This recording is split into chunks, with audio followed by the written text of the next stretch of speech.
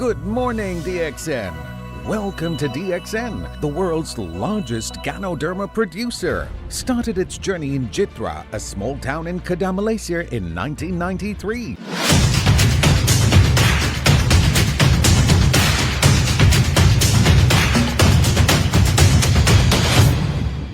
Kayong minumito, lahat na natanggal na cells mo, lahat na nabawas, tutubo ulit. It will repair. Kaya sinabi ko, it will repair. Kapag meron na kayong teklat, pwedeng baguhin din. Kapag may sugat kayo, halimbawa, dati kayo ay naoperahan, halimbawa yung mga nasisterian, ganyan, i-repair niya, at mararamdaman niyo pag binumpin ito, 3 taon ka lang nanganak na nasisterian, basta mararamdaman mo sumakit pa rin. Meaning to say, it repairs. Meron nga tayo dito, isang tawag dito, meron tayong coordinator dati sa Manila. Na-ligate siya. So, di ba pag ligation, pinutol yung taanan ng Excel, yes. Tinatali. Alam niyo ba nung inom ng Excel, nagdugtong yun at nabuntis? Okay. Diba? Alright! Hindi siya din pati yung naputol na dinugtong. Because tagal na nilagtuhanan, kapag wala, hindi natin tinutugtong sa sports medicine kasi, kapag nag-opera kami, kailangan idugtong mo lahat na naputol. Yung mga major, idugtong mo yan. Pero alam niyo sa general surgeon, hindi. Kapag nag-opera sila, maraming naputol, isasara lang yung sugat. At ang tawag nila, hayaan mo yung sistema ang mag-take. At minsan, diabetic yung tao, hindi na mag-take. Pero sa sports medicine, idudugtong lahat yan isa-isa. Lahat na isusuture yun. Ganun yun. Kaya yung mga player, ang sports medicine kasi nag-aalaga natin ng mga PBA player, yung mga high-net athletes.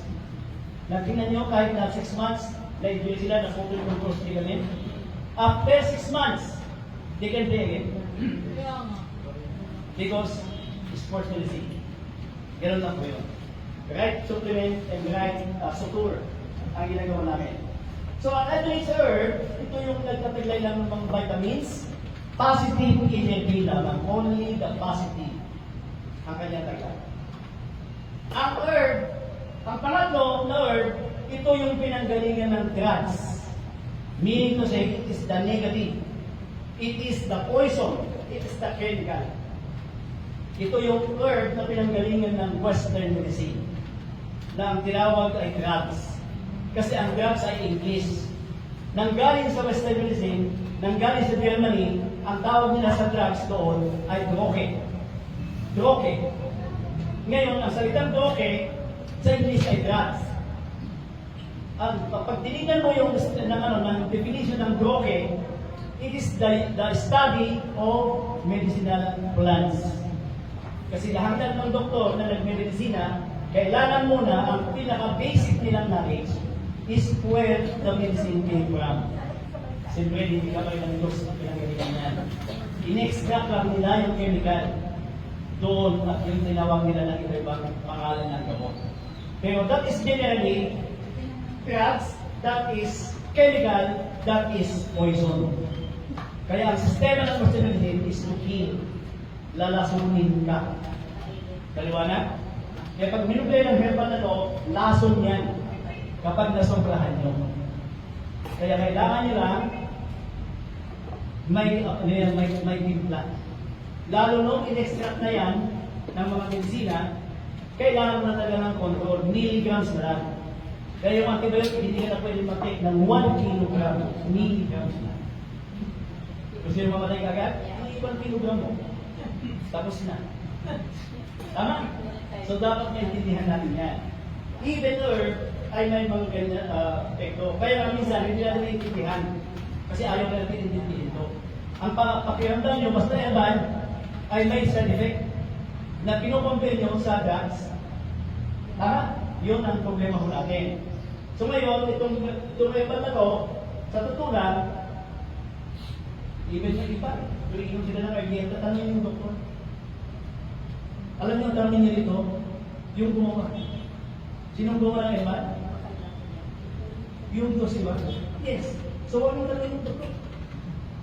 Wala siyang alam dyan kung hindi yan pinag-aralan. Tama? At pangalawa, hindi niya i-recommend yan. Bakit? Hindi yan ang major ko. Tayo naman, tatanong tayo ng tanong. Tayo naman alam din. Patutunan. Tama?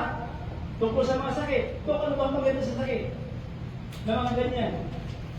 Tapos may sakit kayo, doon kayo, ano. Tayo naman kayo ng problema. Doktor sa atin, kayo naman ng problema pagdating sa sakit. Tama? Yung mga kaibigan, kasi matagal ako sa clinic, matagal ako sa hospital, nagtatrabaho. Yung pinakamagaling na doktor ng tinatawag ng diabetes sa ina, magaling na mag-prescribe ng gamot ng maintenance yun, pero hindi yan magaling sa mga sakit yan. Kasi bakit? Pati siya may sakit. Mayroon na siyang pistula eh. Pati yung kanyang assistant sa clinic, may pistula silang dalawa. Na anytime, bago sila mag-accept ng pasyente, mag-i-inject na sila. At ngayon, ang daming pila doon sa 24, 10 years ago, na nakita ko yan, ang daming pila. Tapos, nauna silang namatay. Marami pa rin pila. Tama? Imagine ha, tayo mo naman ngayon problema, din na nakapila. O talagang gusto niyo talagang tayo kayong lahat. Yun lang ang kakabay pa ito. So, ang sistema ng gano'n-therapy ay holistic. So, it deals with exactly without body. Kasi ang ating katawan is the best healer. Our body is the best healer. Siya ang pinakamahusay ng mga gamot. At bawat different component system of the body are interdependent with each other, and the effect will hit one will rest of the body, affect the rest of the body. So interdependent kasi ang ating sistema, kaya nga tinawag na holistic. Ang gano'n din po ay holistic. That's why gano'n din ma-heal the body and the body heal itself. Gusto niyo? Yes. Kaya pag tinake nyo na si RGGL, paggagalingin niya, hindi ho yung sakit. Papagalingin niya yung kalusog, yung pagkawan nyo. Para lalakasin niya. Gagawin niyang healthy ang kalusog ang yung katawan. Kasi kapag healthy kayo, there is no reason for you to have a disease. Because the body has the ability to cure itself. Only you have to give the material it needed. So ang material na gagamitin niya is the nature. Ito ho yun. Para naman i-effect ko yan kung hindi nyo ititik. Ganun lang mo yun. Para pag nag-maintain ka ng bahay, nag-repair ka ng bahay, kung simento natanggal, di simento ang ayusin mo. Kung bubong ang natanggal, di ayaw ibigay mo, ganun lang yun. So this is the material that we need when you have a disease. Or when you want to maintain your health. Yan ang ating kailangan. To sustain. So ang holistic approach is observe the four theory of cure. Apat na theory of cure. Ano ba yung apat na theory of cure? Meron tayo kasi ang tao ay tumuglas ng apat na paraan paano gamutin ang sakit. Una, the opposite cures opposite. Ito yung traditional medicine. Ito yung inagisnan natin na sistema ng panggamot. Yung mga ninuno natin ng pang-sampo, yun ang kanilang gamot nila. Traditional medicine, ito yung herbal. Ang tawag dyan ay opposite cures opposite. Bakit? Di ba kapag malamig, painitin? Di ba pag mainit, palamigin? Di ba yung sistema ng herbal? Tama? That is what we call opposite cures opposite. Pangalawa, yung lights cures lights. Alam natin lahat to. Even yung lights cures lights, ito yung tinatawag na vaccine. Ito yung homeopathy. Ito yung immunization. Bakit lights cures lights? Kasi kapag epidemya ng flu, di ba may vaccine? Ano bilihin nyo? Flu din. Tama? Ang vaccine ay flu, virus, na pinahina sa laboratorio. Ang vaccine, kukunin mo ngayon muna yung flu virus, tapos i-confirm mo yan. Padadamihin mo. Kapag dumami na, ilagay mo sa laboratorio, papahinain mo yan. Kapag nahina na, ilalagay na sa iyong katawan mo. Kasi mayroon tayong antibodies ko kontra sa kanya. Lalaban. So ngayon, lalabanan niya, since na mahina na to, kaya niyang labanan. So ibig sabihin, pag dumating yung kalaban, yung tawag ito yung tawag yan, epidemya, hindi ka na magkakasakit. Kasi kaya nang lumaban yung katawan mo. Immune ka na. Yun. Maliwanag? Gaya nang dumating ang COVID. Anong sabi nila agad? Wala tayong vaccine yan. At alam niyo bang vaccine? Kailangan mag-culture ka. So kukunin mo muna yung kaya kukunin mo, kukunin mo muna yung COVID virus na yan, tapos i-culture mo siya, palalamihin mo. Tapos kapag pinadami mo na, then saka mo papahinahin sila ng tuyo. Siya mo nang lasutin mo. Ganun yung pangmina. Pahibigin mo sa kanya. At alam niyo ba, ang pag-culture ng virus na to, napakahirap kasi complicated yung COVID na yan. Alam niyo kung saan nanggaling yan? Ang trace nila, ito yung A1H1. Kung naalala niyo yung A1H1, nagsimula sa India, at ginamot nila doon, US and India, ginamot nila doon. At ang ginamit nila na pamatay nitong A1H1 is Andrographis paniculata. Na kung saan, ito yung ating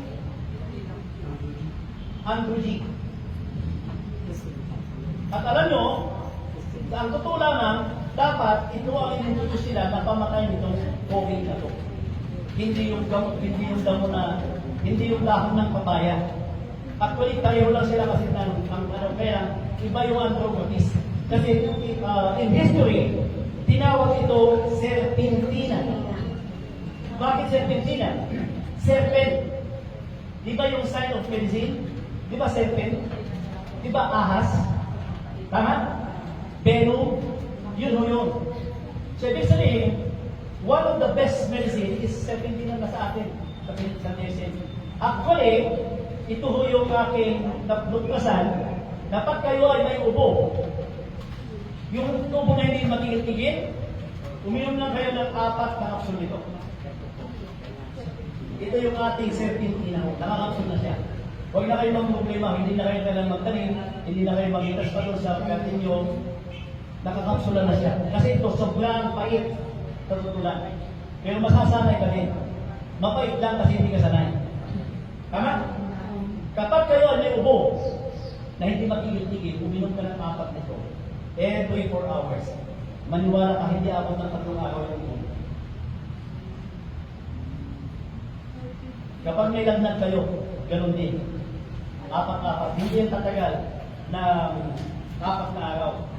3 na araw yung lagnat. Proven ko na po yan. So, ito yung ating Andrographis paniculata. So, homeopathy ay feels like ito yung vaccine. Tama? At alam nyo, yung vaccine ng COVID hanggang ngayon hindi pa rin. Kung nabakunahan kayo ng COVID na yan, patutunan, is not yet ready. Kaya maraming nabakunahan na lalong nagkasakit. Bakit? Ang ibinigay sa inyo, COVID-19.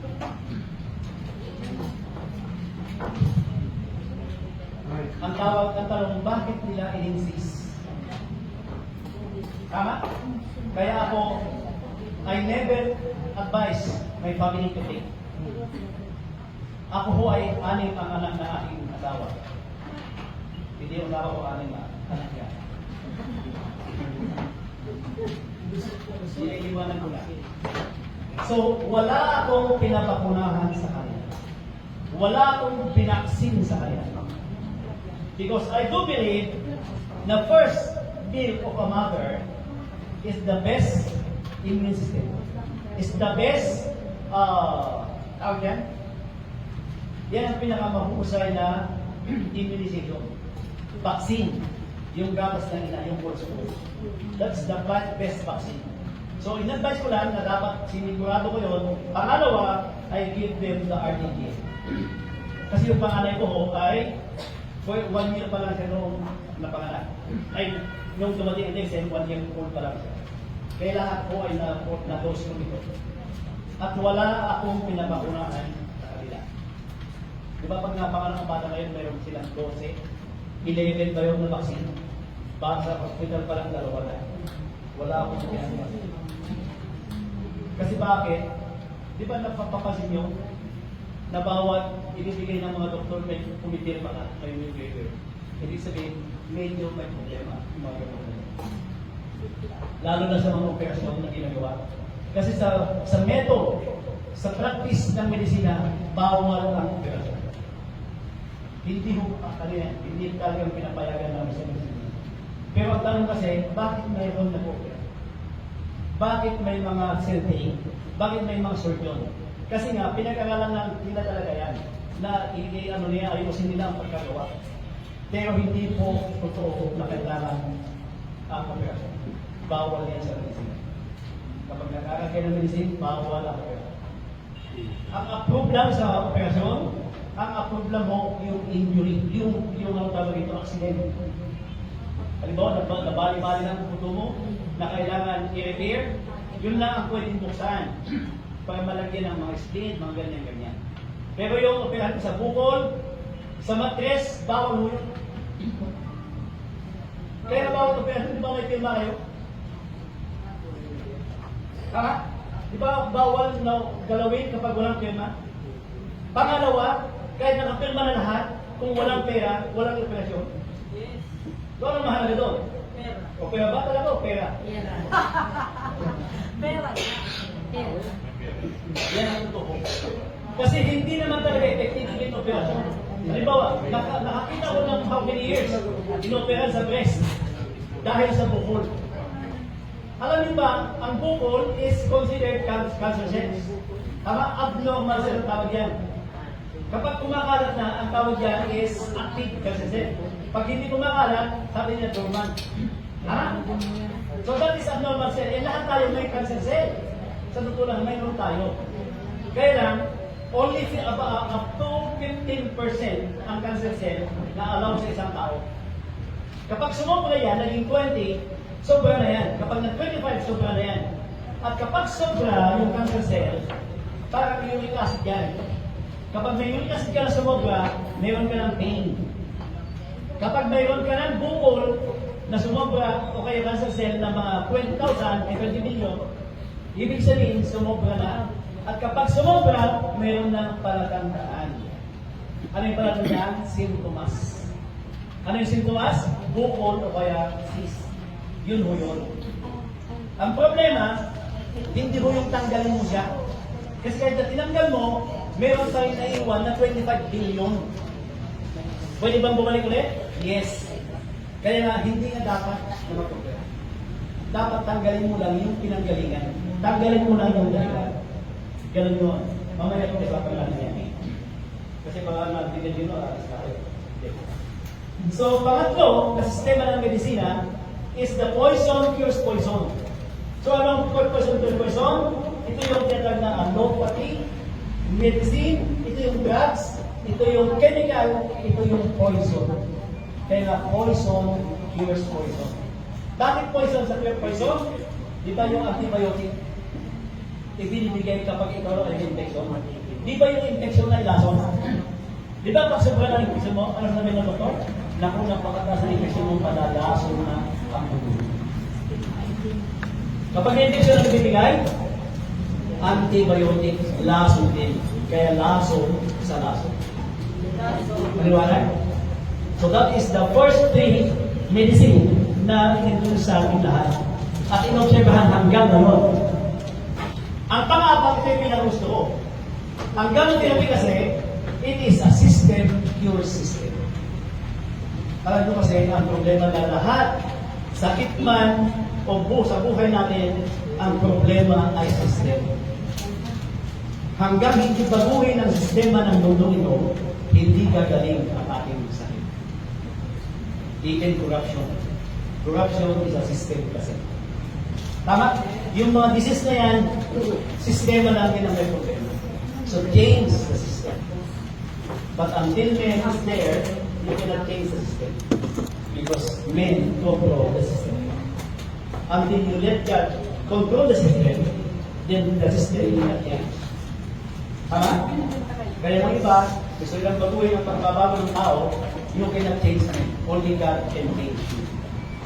Tama? Amen? Amen.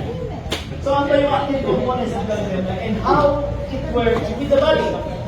Una, ang ganun kaya sinasabi ko sa inyo kanina, That is the major kinds of therapy. Kasi it works with the immune system, with the hormonals, with the nervous system, with the vascular, with the metabolic. Ano ba yung metabolic? Kapag sinabi mong metabolic disease, yung mga arthritis, yung mga diabetes, yung mga bukol na yan, those are metabolic disease. The absorption system of the body is not working anymore. Kasi in order to absorb the food that you take, in order for your metabolism to work, you need enzyme and hormones. So ano ba yung enzyme? Sa pagkain niya nakukuha. At ang enzyme ay nakukuha lang sa pagkain ng ilaw. Kasi 80% ng ating food kailangan ilaw. Kasi kapag niluto mo ang isang bagay, wala nang enzyme. At ang lahat na kinakain mo ngayon, 100% dito. Pero meron tayo ng itong klaseng suso eh. Rare, medium rare, and well done. Ano ba yung medium rare? Apo. Ano yung rare? Hindi luto. Well done, luto na. Tama? Eh sa Pilipinas, dalawa na nakikita mo luto. Luto na. Cook, basta ka overcook. Tama ba? Yes. Lalo yung mga sanay sa pangat. Pangat-luto, ay pangat-luto. Tama? Palagay niyo may enzyme pa? No more enzyme. So this is now the only enzyme that gives you. Ito na lang ang binibigay ng enzyme. Otherwise, kumain kayo ng mga hilaw na gulay putas.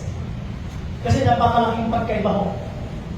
Kapag niluto niya isang bagay, bigyan ko kayo ng example. Repolyo. Cabbage. Di ba ang sarap yan sa nilaga?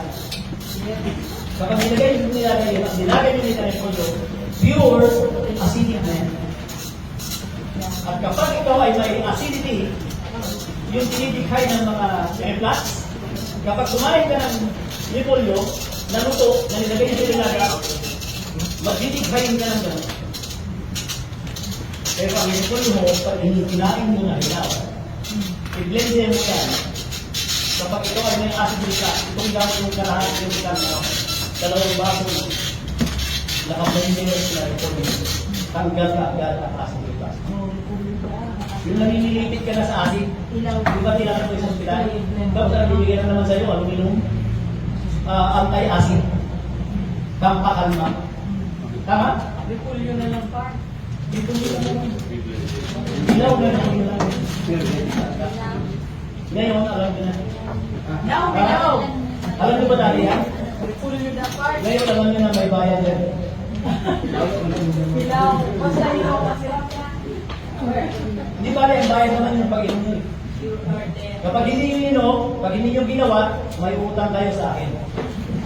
Maganda ba yun? Yes. Ayaw mo lang kayo. So vascular, so metabolic means yung mga panungnaw. The body absorb the nutrients. Kaya kapag kayo nagkakabukol na, sobra na yung pinapasok nyo at hindi na nagatutunaw. Hindi na na-absorb ng inyong katawan. Kasi ang katawan nyo ay cells, buhay na cells, na may enzyme, collected yung kakilain mo na ilaw, kolektado sila. Pero pag wala enzyme, dahil na collected. Isusubilang ng katawan mo yan, nagiging over, sumusobra lang sa katawan mo yan. So itatago na yan, isisig niya sa kasuan mo, sa mga kung saan ilalagay yan. Kaya yung mga uric acid yan, sumusobra sa nilutong pagkain, yun lang nagiging palala sa inyong mga arthritis. Ganun yun, sa inyong mga high blood. So ang vascular naman, ito na yung ating dugo na dumadaloy. Vascular. So ngayon, ang problema ng dugo naman natin ay malapot na dugo. Kaya tumataas, nahirapan yung puso natin. Nataga-bumba kasi. Para siya yung grade mo eh. Kaya pumasok sa sistema mo, kailangan bumbahin. Kailangan yung dugo mo malapot. Ang problema sa malapot na dugo dahil sobrang ang kolesterol o kulang sa tubig. O kaya sobrang kayo sa mga mantika, sobrang kayo sa mga palaman, kaya malapot ang dugo nyo. Ang tawag niya, oily ang dugo. Malapot na rin. Kapag binunggay ng malamig yan, tumigas yan, along the brain, along the pag tumigas yan, tama? Di ba, bisa, ang saya-saya nila ng inuman, gano'n-gano'n, biglang na malamig ng tubig, laklat daw. Ganun lang. Simple-simple lang yan. Yung cardiovascular mo at pinupunod lang, dumi ang iyong ulo. Tama? Kasi basta niluto niyang pagkain, hindi na whole pagkain. Toxin na ang tawag yan.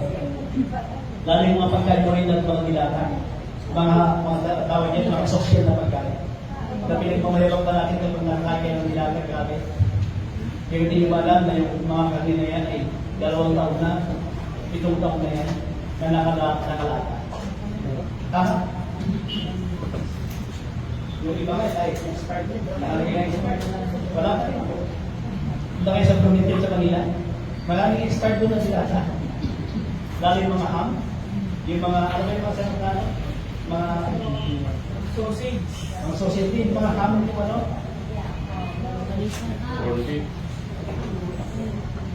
Yung maling yung ano daw? Maling, oo. Ano yung maling? Yung karne na ginilin. Ano gawin ba? Hindi naman Luncheon sabi. meat daw, part. Ha? Luncheon meat. Lunch of beef, yes. Marami na yung lunch of beef, hindi naman maling na eh. Tama? Alam niyo ba yung mga lunch of meat na yan? Oo, dawon mo. Paborito. Mga grounded na meat. Ang tingin nyo mga malinis? Actually yun ang mga litid-litid, yung mga kasi ang binibenta yung sa palengke yung makikita mong maayos na kanin. Pero yung mga ginigiling na yan, yun ang mga litid, yung mga may bukol, yun ang ginigiling. Pero ang sarap ba? Sarap? Tama? Hindi ho yan ang pagkain ng tao. Pagkain ng baboy. Tama? So yun ang katumanan. Nervous system. Kaya kung pasulan natin nagkakaroon ng problema, you need to repair, you need to clean. Kailangan ng maraming tubig, huwag na kayo minom ng mga soft drinks kasi ang soft drinks, pang-palapot ng tubig. Tama? Pati yung mga juice ko ngayon, nalilinglan na lang kayo sa mga ano. Yung mga tetag na puro juice. Di ba nakasulat ngayon ay drinks na lang? Good juice na lang, puro drinks na lang.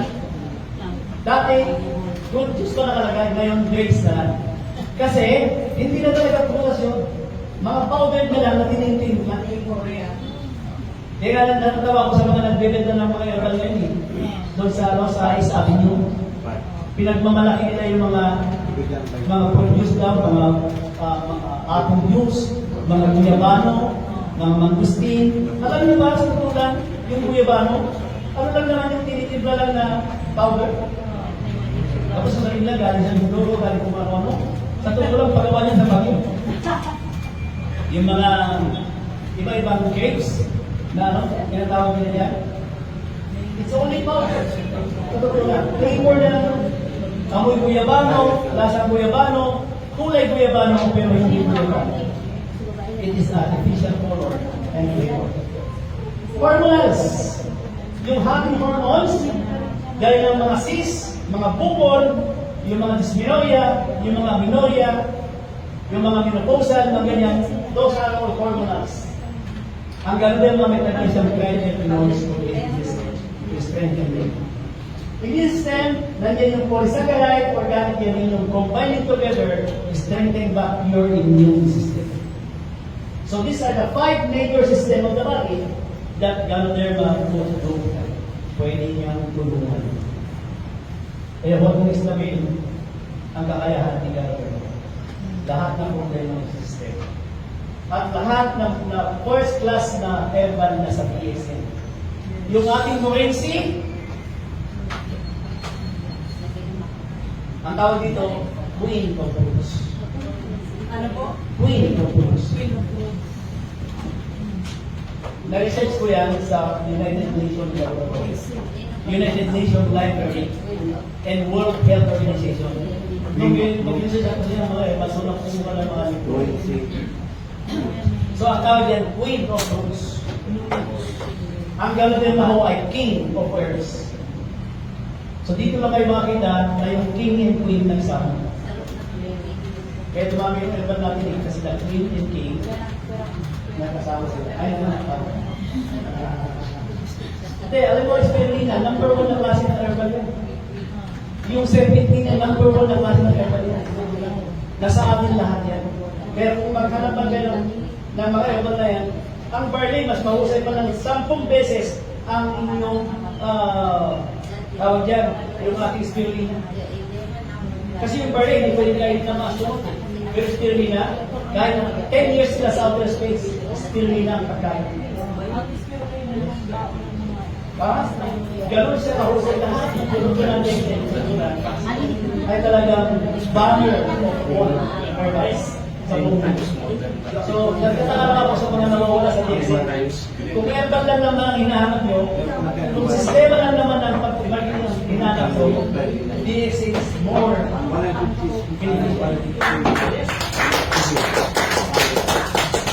saan kayo nakakita ng networking o kaya selling of product?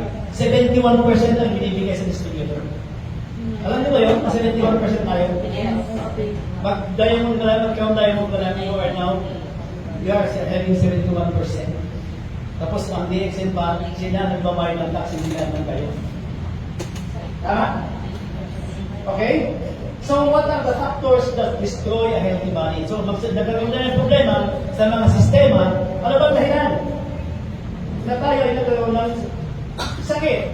Well, the two major causes, number 1 is toxin. Alam niyo yung toxin ano? The word toxin came from two words, toxin. T-O-O-K, took, S-I-N, toxin. Meaning to say, you took acid. Nakakuha kayo ng masama. And that toxin make the body imbalance. That toxin make the body system weak. Because in every system, in every toxin, even your mental, even your spiritual life will be weakened if you got toxin. Tama? Kaya tayo kakasakit sa toxin. Kaya kung mayroon kayong mga sakit, sino ba kuha na sino ba mga mini-maintain na dito? Di ba? Kaya nga, mayroon kayong maintenance, di ba? Ibig sabihin, you are able now at disease. Tama? And ang cause that is toxic. So ngayon, gusto nyo bang gumaling? Tanggalin nyo lang kayo ng kasalanan. Accept it that they are toxic. Tama? Then, repent from your toxic. Repent from your sin. Kasi natin dito, hindi na natin ng tawad, hindi kayo magwagal. Ibig sabihin, tanggalin nyo yung dahilan. Yung toxin niyan, tanggalin nyo. The cause of the toxin you have to remove in the system. Tama? Otherwise, you will not cure. Yun ang usapan ng ayos.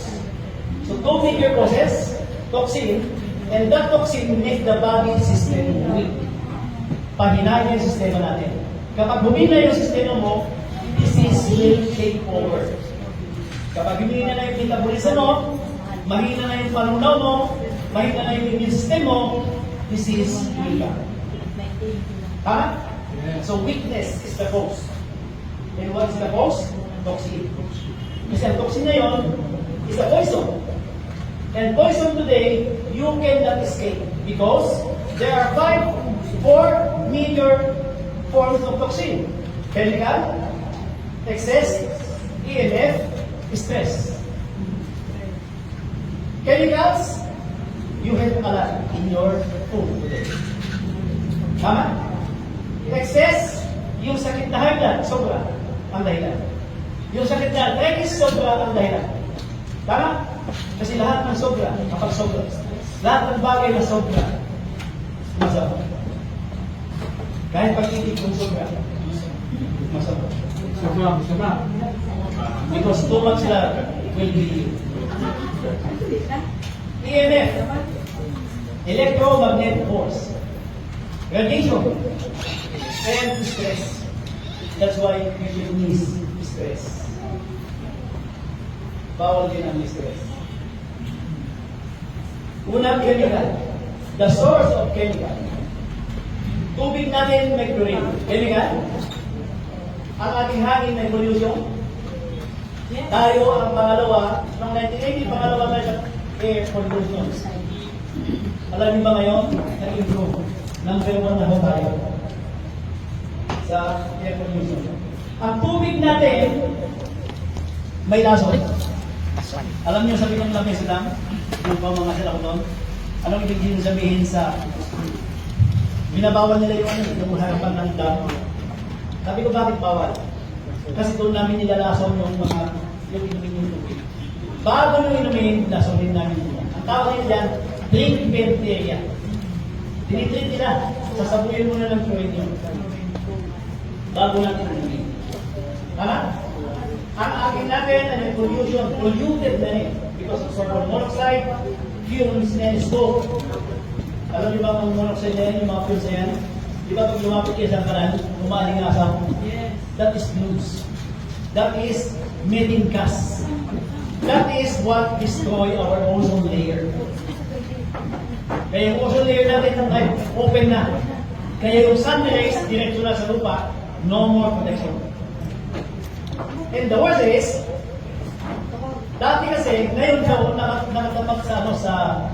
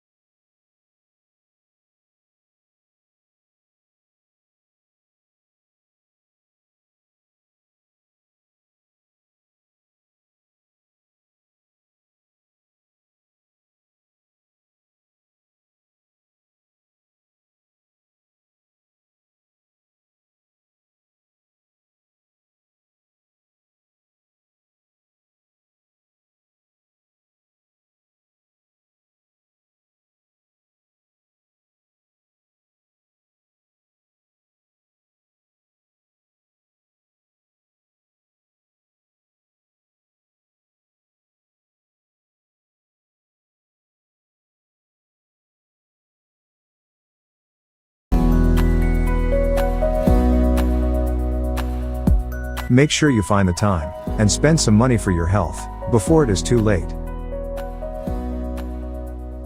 DXN products help your body to maintain optimal health. Give them a try, and you will feel the benefits of DXN products in a more natural way. Thank you for spending your time with us.